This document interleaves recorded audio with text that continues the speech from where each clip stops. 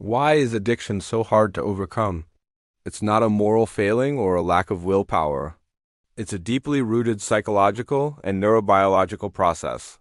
Let's explore the science behind it. At the very core of addiction is the brain's reward system, and a key player here is dopamine.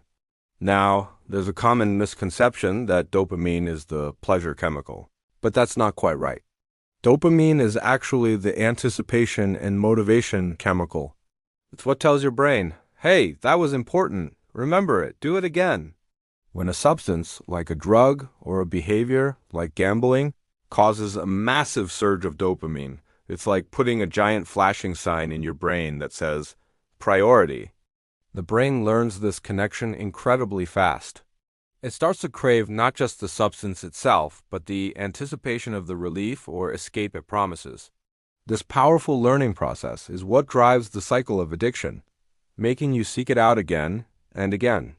But there's another crucial piece to this puzzle: emotional regulation. Think about it.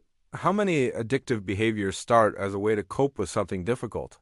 Stress from work, lingering trauma, social anxiety, or just overwhelming emotional pain. The substance or behavior offers a temporary escape, a moment of numbness or distraction. It becomes a coping mechanism. Over time, through conditioning, this coping mechanism becomes automatic. The brain links certain feelings, places, people, or even times of day with the addictive behavior. These are what we call triggers. When you encounter a trigger, the craving kicks in almost instantly, often before you've even had a chance to make a conscious choice. This is why addiction feels so compulsive and out of your control.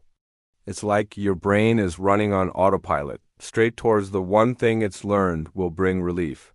It's also vital to understand that addiction rarely develops in a vacuum. Factors like a difficult childhood, early exposure to trauma, or living with chronic stress can make a person much more vulnerable. These experiences can disrupt our ability to form secure attachments and manage our emotions, creating a void that addictive behaviors can seem to fill. So, healing from addiction isn't just about forcing yourself to stop. It's about deep, compassionate work. It means understanding what underlying needs the addiction was trying to meet. It involves retraining the brain's reward system, finding new and healthier ways to cope with life's challenges, and building a strong support network. Recovery isn't born from shame or judgment. It begins with understanding. Addiction is often an adaptation to pain, and understanding is the first powerful step toward healing. If you or someone you know is struggling, remember that help is available and recovery is possible. Thanks for watching. If you found this helpful, please like, share, and subscribe for more insights into the mind.